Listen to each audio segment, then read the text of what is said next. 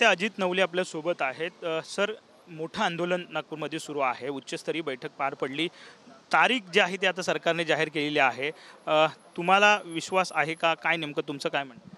हे बघा, राज्याचे मुख्यमंत्री आणि 2 उपमुख्यमंत्री 2-3 वेळा आम्हाला म्हणालेत, फार आग्रहपूर्वक म्हणालेत की आम्ही 30 जून 2026च्या आत शेतकऱ्यांचं कर्ज माफ करू।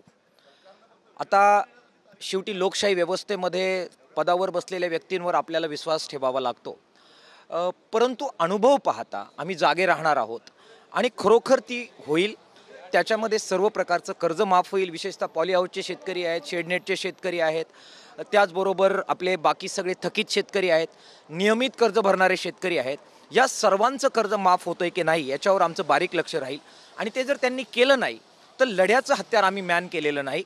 आजच्या पहिल्या टप्प्यामध्ये ते मंदिर वही बनाएंगे, तारीख नहीं बताएंगे, या धरतीवर कर्जा माफी करेंगे लेकिन तारीख नहीं बताएंगे, हे तोडणं ही स्टेप होती, ते आज तोडण्यात आलेली आहे। आणि त्यांनी 30 जून 2026च्या आत आम्ही कर्जमाफी करू हे सांगितलेलं आहे। प्रॅक्टिकली ही तारीख आम्ही सुद्धा मान्य करण्याचं मुख्य कारण हे आहे की आजची तारीख जर आपण मान्य केली असती तर जी जमीन खरवडून गेलेली आहे, पिकाचं नुकसान झालेलं आहे, त्याच्यामुळे जे कर्ज थकणार आहे ते थकणारं कर्ज 30 जून 2026च्या नंतर थकणार आहे। आणि त्यामुळे त्या बाबतीमधला जर निर्णय आत्ता झाला असता तर हे लोक वंचित राहिले असते, आणि म्हणून आपण ती तारीख ही शेतकऱ्यांच्या हितासाठी मान्य केलेली आहे। जी तारीख सरकारने जाहीर केलेली आहे त्यावरती आता तुम्ही समाधानी आहात? आंदोलनाचं काय, जे आंदोलन सुरू आहे ते आता मागे होणार आहे? हे बघा, समाधान असमाधानाचा मुद्दा नाही। जेव्हा शेतकऱ्यांच्या आत्महत्या खरंच थांबतील त्याच दिवशी खरं समाधान शेतकरी नेता म्हणून आम्हाला वाटेल।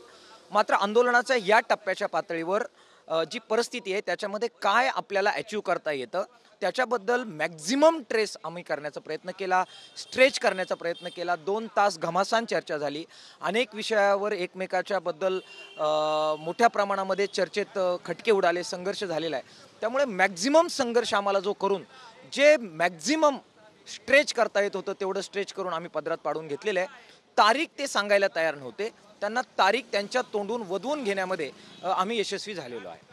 याआधी आपण जर पाहिलं तर तारीख येत नव्हती, परंतु आता सरकारने तारीख जाहीर केली आहे, त्यामुळे कुठेतरी शेतकरी वर्ग पण समाधानी होईल। त्यामुळे नक्कीच एक प्रकारचा दिलासा त्याच्यामुळे मानसिक पातळीवर होईना किमान ते येईल आणि त्याचा फायदा काही प्रमाणामध्ये होईल आणि त्यामुळे एक रिलीफ त्यातून मिळेल। परंतु आमचं बारीक लक्ष राहील की काय क्रायटेरिया ते लावतायत, काय अटी शर्ती लावतायत, त्याच्यामध्ये परत त्यांनी जर काही दगाफटका केला तर आम्ही काय आमचं लढ्याचं हत्यार मॅन केलेलं नाही। शेतकऱ्यांची पोरं घेऊन परत रणांगणात उतरण्याची सवय किंवा एक प्रकारची ती ताकद ही आमच्यामध्ये अबाधित आहे। त्यामुळे दगाफटका झाला, वेगवेगळ्या अटी शर्ती लागू केल्या आणि शेतकऱ्यांना वगळण्याचा उद्योग जर सरकारने केला तर त्याच्याबाबतचा संघर्ष करण्याची हिंमत आम्ही ठेवलेली आहे। साहजिकच आपल्यासोबत अजित नवले शेतकरी नेते होते, त्यांनी म्हटले की जी सरकारने तारीख दिलेली आहे त्यामुळे आम्ही समाधानी आहोत, परंतु सरकारने जी तारीख दिली आहे त्या तारखेनुसारच ही कर्जमाफी करावी, नाहीतर पुन्हा आंदोलनाचा हत्यार आम्ही उपसू असं त्यांनी म्हटलंय। कॅमेरामन योगेश सोबत विनायक डावरुंग, TV9 मराठी, मुंबई।